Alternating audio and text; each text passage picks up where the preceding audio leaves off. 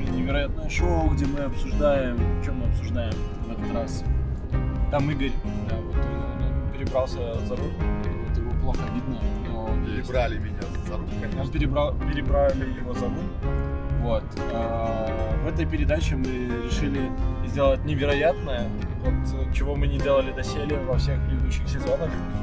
Вот. Да, Вот смотри. ты у меня уже пугаешь. Давай. У нас есть подаван, да. Он подает. Подаван подает. Оп. У нас, короче, у меня накопилось ряд журналов. И это спешл выпуск, где мы обозреваем журналы. Вам, может, не видно, а мне видно. Какой-то зашел. Два каких-то зашел. В общем, что у нас есть? У нас есть популярная механика. Harvard Business Review. Вот такой, да, с птицей. Есть история Виктора Цоя, между прочим.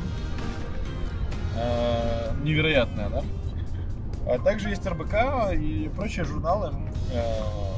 Суть в чем? Мы... Discovery есть, да? Вот. Короче, есть журналы. И я, как невероятный ведущий невероятное шоу...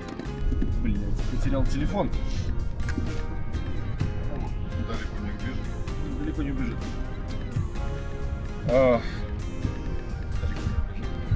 Знаешь, вот во многих шоу на ютубе нету шуток про черешню. Вот. Никто почему-то не шутит про черешню. Погятишь. Да. Кто знает, тот поймет. Вот. Мне уже интересно. Так, давай наугад любую статью будем обозревать, которую мы не читали. Давай. А давай так. Сначала читаем, что у нее Summary? Да. И потом мы думаем, о чем она, ну, предполагаем, о чем она, да, и потом ты быстренько ее пробегаешь, ты умеешь у нас читать по диагонали, вертикали, горизонтали, там, как угодно. Хорошо, вот. Ну давай. Быстренько ее пробегаешь, и мы ее обсасываем, попали или не попали, вообще полезно или бесполезно. Блин, ну давай я буду... Давай, тут не везде есть summary, вот, поэтому давай я буду читать первый абзац. Ага. А дальше будем разбирать. Давай. Короче, статья называется «Человек прямобегущий». О как. Да.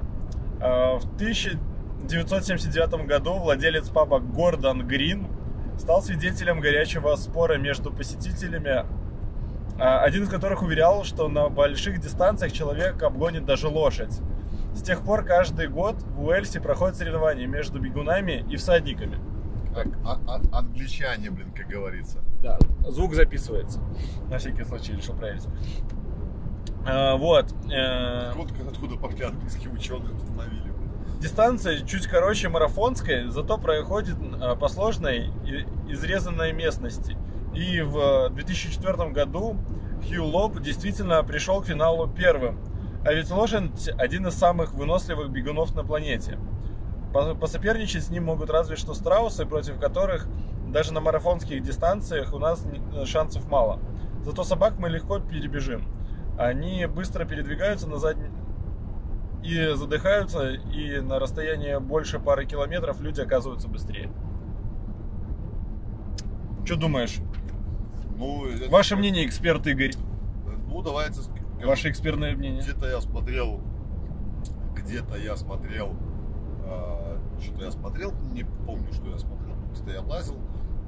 Ну, я иногда так интересуюсь всякой фигней, не относящейся ни к чему. И что оказывается, что собаки передвигаются прыжками. Так. То есть они прыгают. Ну да. По своей сути. А лошади именно бегут. О, как. Понимаешь? Поэтому... И что это дает? Начальная скорость собаки быстрее, больше.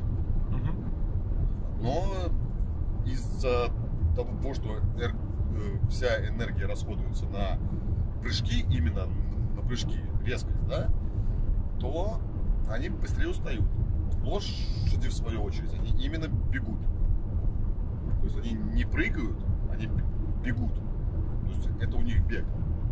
Понимаешь? И поэтому их движение более эргономично.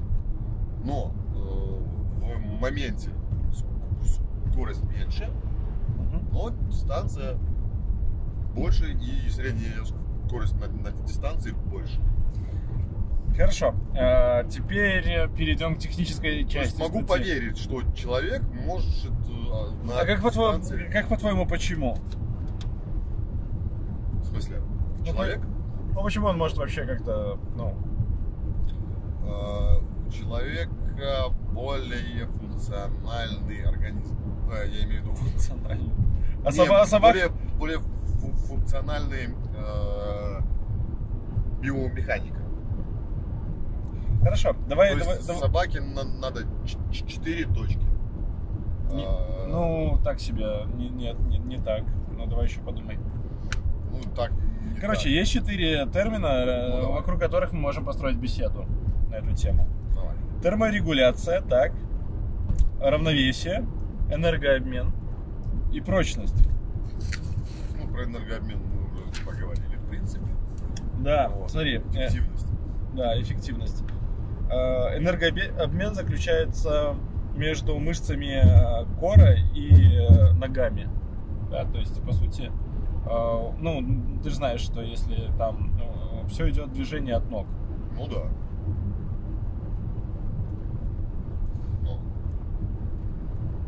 Идет от ног, да.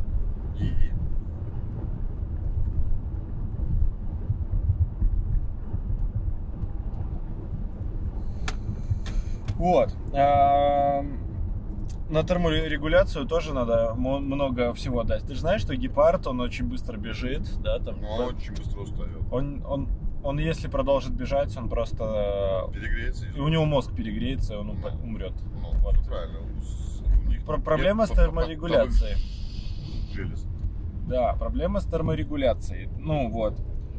У них нет потовых желез, поэтому собаки бегают с языком наружу. Это хоть как-то отводит тепло. Тот же самый гепард. Ну вот, короче, вот такая вот фигня. Все, ладно, едем дальше. Пам-пам-пам-пам. Давай еще рандомная статья. Давай. О, фантастика в открытом поле. Вот так.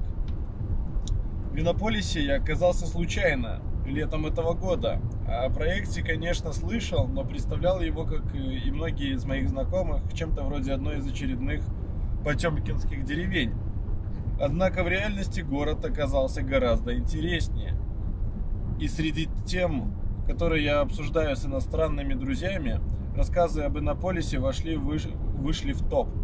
Город айтишников со средним возрастом жителей 27 лет. Выстроенный в открытом поле, который управляется самой молодежью. Такого нет нигде. Вот. Что ты думаешь про Иннополис? Я думаю, это очень офигительная идея.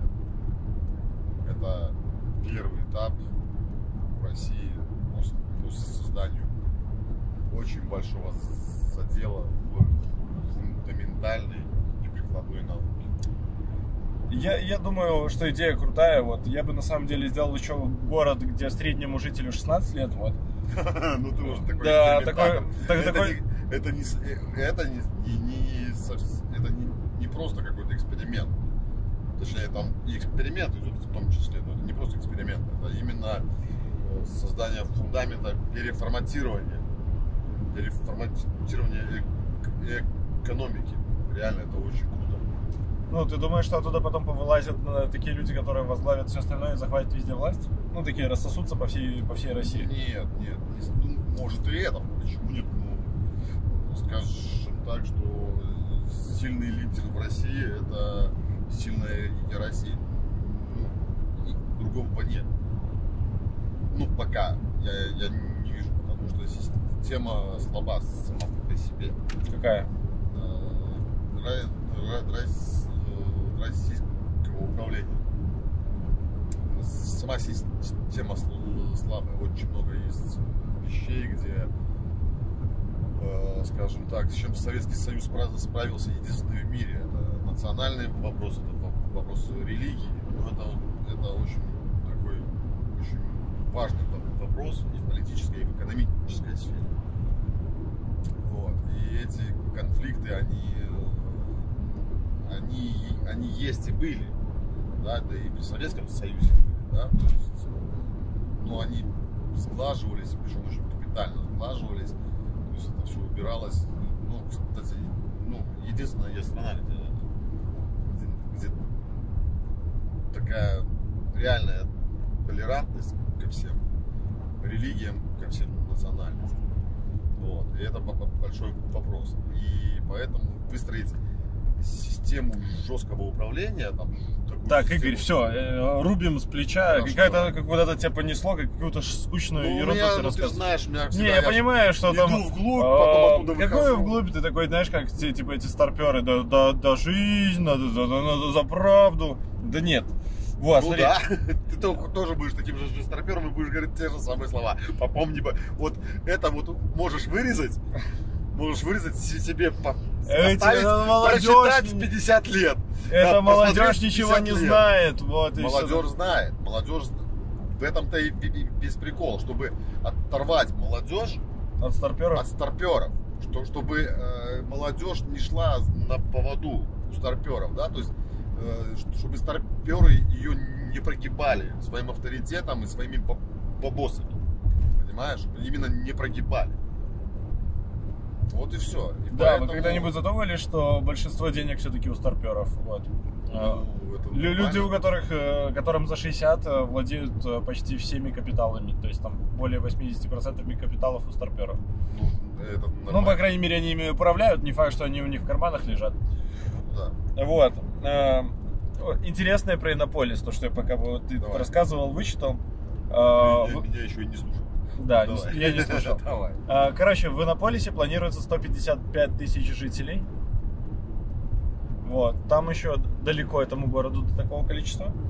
Вот. Из прикольного, в этом городе открыли свои офисы почти все крупные российские компании. Ну, было бы глупо не открыть там офис. Тем более, что они по ходу это еще и оплачивали. Да, поэтому в целом там есть куда устроиться, есть чем заняться и все такое. Вот. Ну это круто. Реально. Да, вот. И средняя цена аренды 8 тысяч в России, не знаю, это много? Это 100 баксов, 150 баксов. Да, 150 баксов. Ну, то есть, в принципе, если ты молодой, голодный, отличное время поехать туда, поесть, вот. Немножко поработать во всех больших компаниях России и дальше уже решать, что делать со своей жизнью. Как по мне, вполне good. Такой тип. Там, наверное, должны быть критерии, как туда попасть. Ну, там критерии такие, что, типа, есть айтишные компании, они заманивают туда людей. Там, наверное, хата, все сразу, да? Типа, льготный кредит на хату, вот, хаты там постоянно строятся, они не очень дорогие, то есть, там же не Москва, блин. Ну, было бы желание, ты бы там хорошо устроился. Ну, грубо говоря, если сравнивать с Москвой, там условия жизни, я думаю, на порядок. Вот. Ладно, про Иннополис поговорили. Едем дальше. Пластмассовая армия. Неинтересно. Там дальше что-то про машины. Как? Про машины и без маски? Не может быть.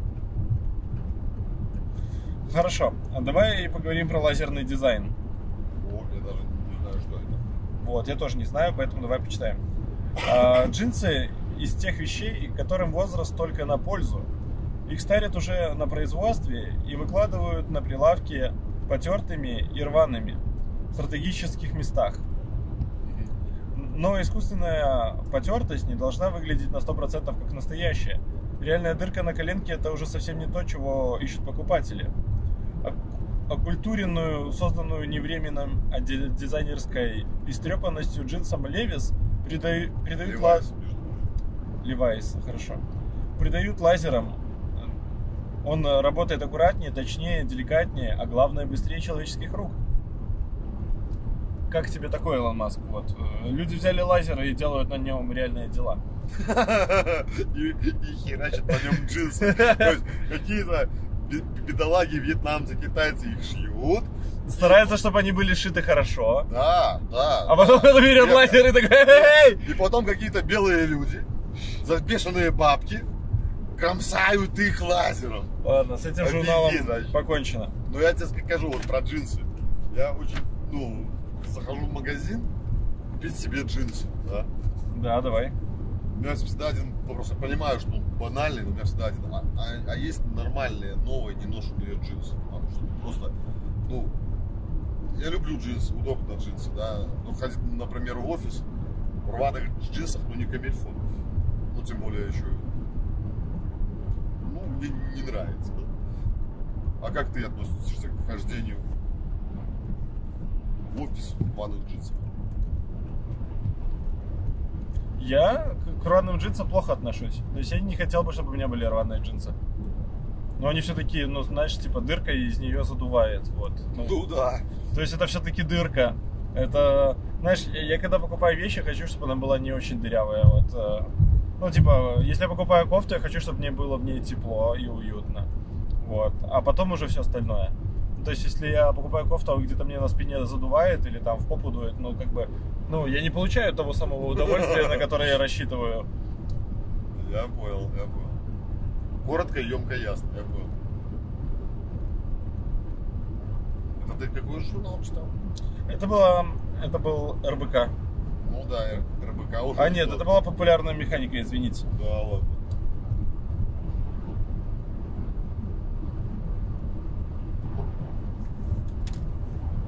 Едем, вторая популярная механика. Давай. У меня их много. Вот, раньше мне не нравились. Короче, сила противодействия. Звучит хорошо. Давай. Меня бесит, что камера трясет, и его фокус вообще не держится. Потом посмотрим. Как заработать на повседневных тратах? Пофиг, у нас чуть что подкаст. Вот. Окей. Так и всем и говорим. Мы ведем подкаст на ютубе. Окей. Вот. Как заработать на повседневных тратах? Не всегда здравый смысл побеждает жажду наживы. Замечали, как многие банки игнорируют прописанные истины, выпуская очередное предложение по картам с кэшбэком исключительно ради прибыли от маркетинговых интеграций с другими брендами? Замечал? Там не все так просто. Я понимаю, что не все так просто. Это же журналисты, у него все просто. Это бывает. Да. Вот, и он такой сразу говорит «да», ставит запятую. Ага.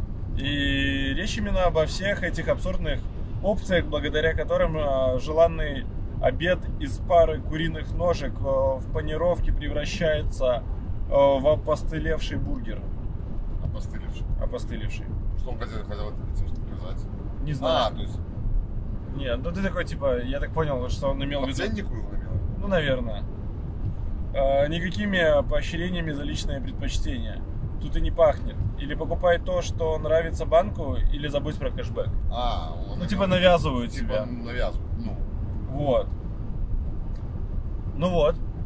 Вот такая статья. Я думаю, дальше он просто разворачивает. Давай, пускай разворачивает. Смотри, тут это спецпроект, вот тут написано спецпроект, а дальше нарисовано банк открытия. Представляешь, как это все работает? То есть такой сидит журналист, такой ковыряется в носу, к нему приходят такие ребята из КВН и говорят: слышал про банк открытия? Они такие: какой банк? Они такие: открытие. Они такие: о, банк открытия. Открытие какого банка, да? Да.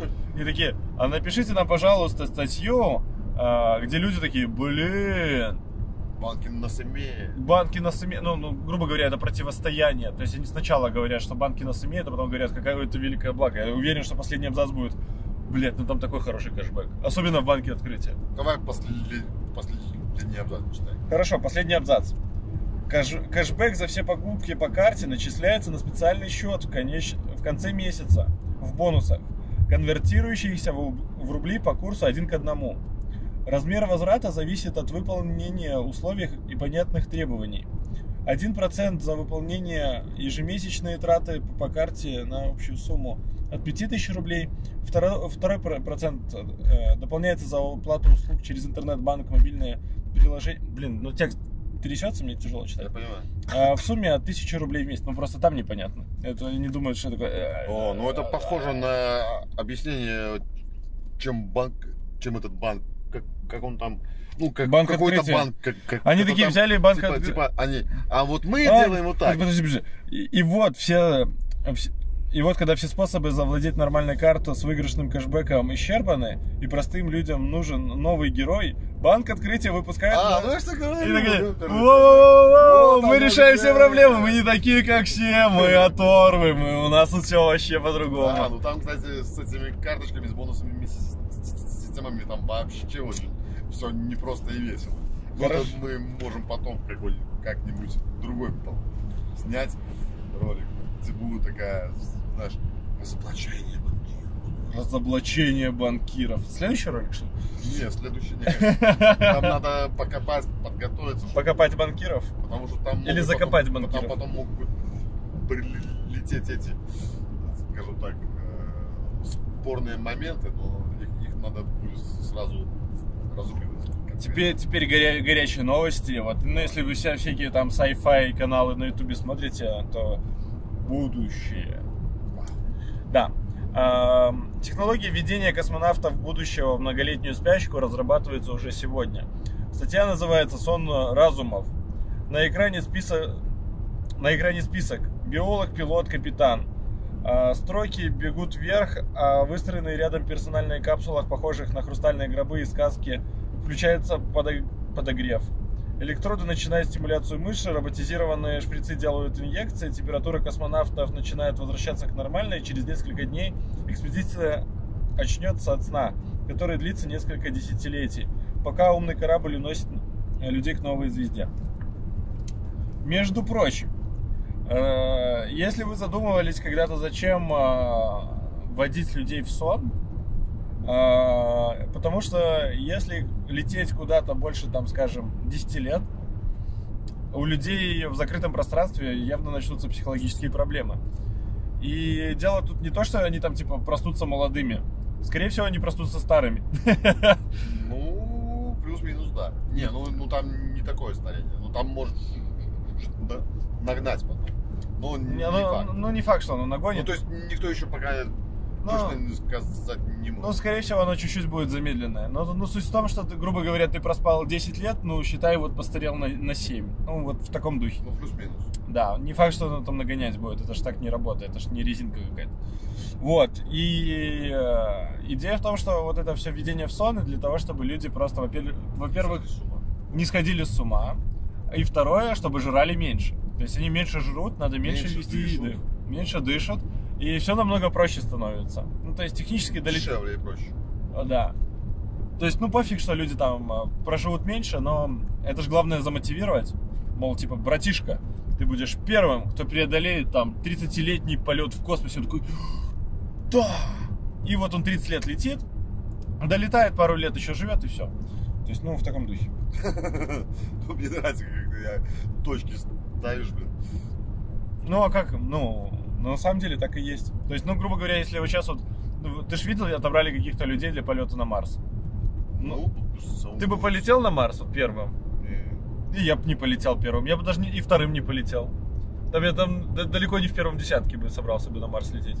Ну, вот, да, чисто походить, посмотреть. Не, я бы посмотрел сначала там N лет. Вот за теми, кто вернулся, насколько они долго проживут. Вот, ну, а потом там уже... безвозвратные варят. Ну, первые точно там. Ну, это верняк. Это верняк, что мы посмотрим... Билет в один конец. Ну, это билет не то, что в один конец. Это билет, ну, это такое реалити-шоу. Знаешь, типа, посмотри, как люди летят и умирают. Вот такое реалити-шоу я ожидаю. Ну, ты понимаешь, что там стрим дойдет через лет 25-26, так вот. Не, почему стрим дойдет? Там же быстро идет. Там часовая задержка где-то. Ой, нет.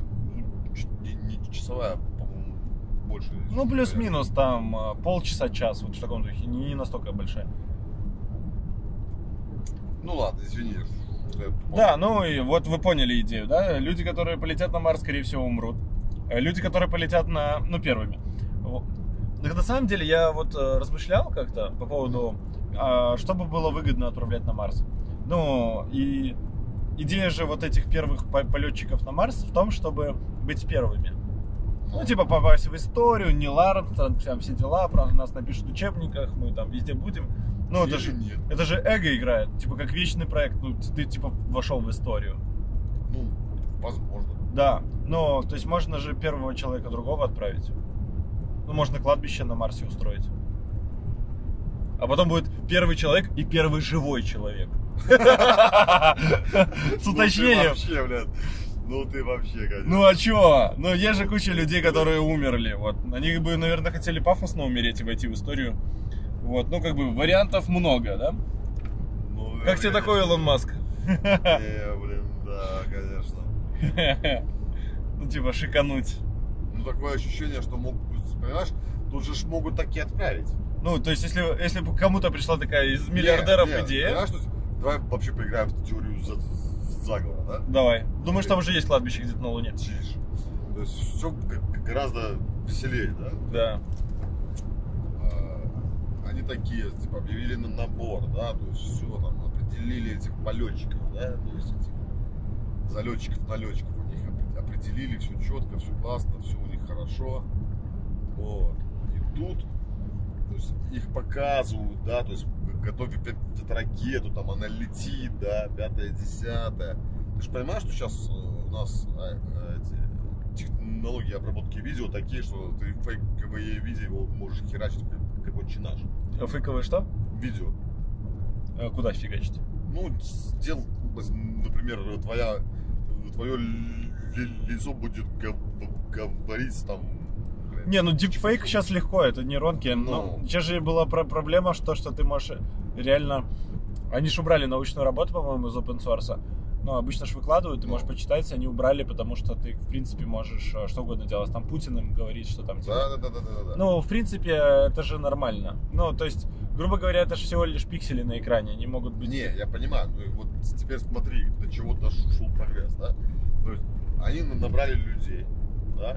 То есть, потом туда-сюда, 5-10, да? Это типа ракета. Типа они по одним ступенькам зашли, по другим ступенькам вышли, а там уже посадили, как ты говоришь, кладбище. И оно полетело. Целое кладбище. Ну, там сколько их, 10-15, вот они туда и вот кладбище мы полетели. Не, ну прикольно на самом деле. Понимаешь? И тебе стримят. Нет, тебе стримят. А в чем прикол? Скажу, в чем прикол, да, что когда-нибудь до Марса доберутся, и там будет это ДНК. Понимаешь? А тебе не разрешат, кстати, так сделать. Кто? Кто спрашивать будет? А скажи мне. Подожди, смотри. Владельцы ракет, типа НАСА и прочее, они там входят в какой-то там альянс. И у них есть... Подожди, я тебе объясню. Послушай. И ты послушай. Вот. Они входят в какой-то альянс, который говорит, типа, мы должны делать все возможное, чтобы не распространять микробов и другую ДНК, ну, на другие планеты, там, Луну и прочее. У них такие правила. Но они владеют ракетами. Тебе надо своя ракета, чтобы их не спрашивать. Егор, давай послушай меня, да? Вот сюда. Но проблема владельцев ракет... Сам по себе полет на Марс, сам по себе, да, с живыми людьми на борту противоречит. Чему? Твоей вот этому договору. То есть люди там сдохнут. Ну, с большей вероятностью они там сдохнут. Ну, они типа... Не с большей вероятностью. Люди все дохнут. В конце концов. Подожди. Варианта вернуться обратно нет. Ну, вот их ДНК по любасу остается. Не, подожди, тихо. Они хотят сделать так, чтобы эти челики вернулись. Слушай. Не, я понимаю, они такие, типа, мы никого не убиваем, это не казнь такая. Вот, но суть в том, что, скорее всего, что пройдет не так. Я ставлю, если бы это был какой-то бейтинг, я бы поставил на то, что они не вернутся, вот. Да, реально. Я зашел на Википедию, мне было интересно, я почитал, сколько всего, какие сложности им надо преодолеть, чтобы реально долетел кто-то живой туда. И еще обратно прилетел. Вот, ну прям до хера. Ну, Википедия, понимаешь, Википедия... Не, я просто смотрел... на последней инстанции, но сам факт, Егор, понимаешь, что там очень много «но», на которые, не знает ответа никто. Там столько много «но». Просто, там и радиация, и эти частицы, и всякое.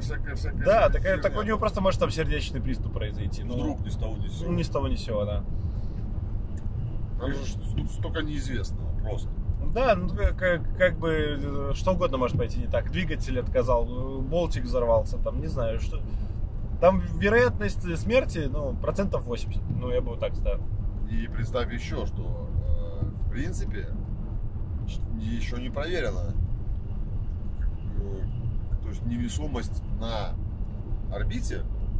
Проверено. Там челик был год, у него прям проблемы были потом огромные с здоровьем. Но, давай, ты дослушай. Но там есть гравитация Земли.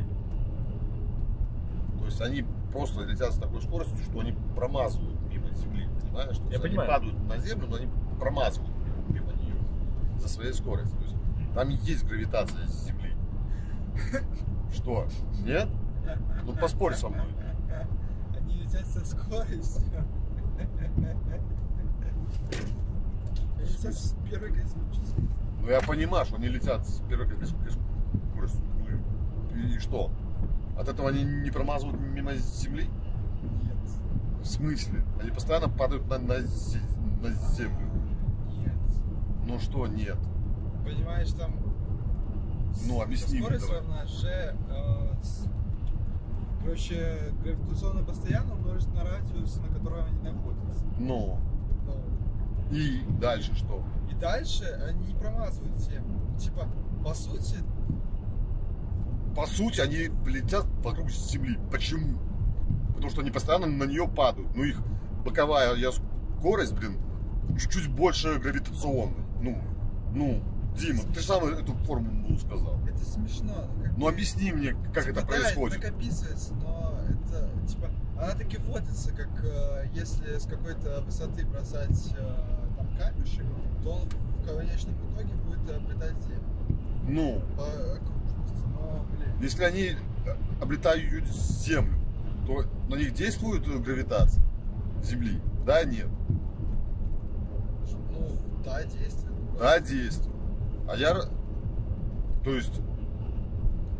Ты меня вот сейчас подколоть решил или что? Да нет, просто... Нормально объяснил. Твоя формула опять доказывает, что я прав. Ну, они просто тупо падают на землю, но промазывают постоянно Нет, из-за своей просто можно скорости. сказать, что на нее просто действует сила притяжения в любом случае. Ну Из-за правильно, этого- из-за этого них, они летают. да. Но еще не изучено, как вообще без гравитации обойдется тело. Невесомость — это одна сказка, но это относительная невесомость. Понимаешь? Она относительная. Гравитация все равно действует. Так или иначе. Как тебе моя теория здесь? Дмитрий, поспорили вы с ней или нет? Не знаю. На клетку точно. Понимаю, получится. Вырубай камень. Что? Да. Пишешь, что там получается. Да.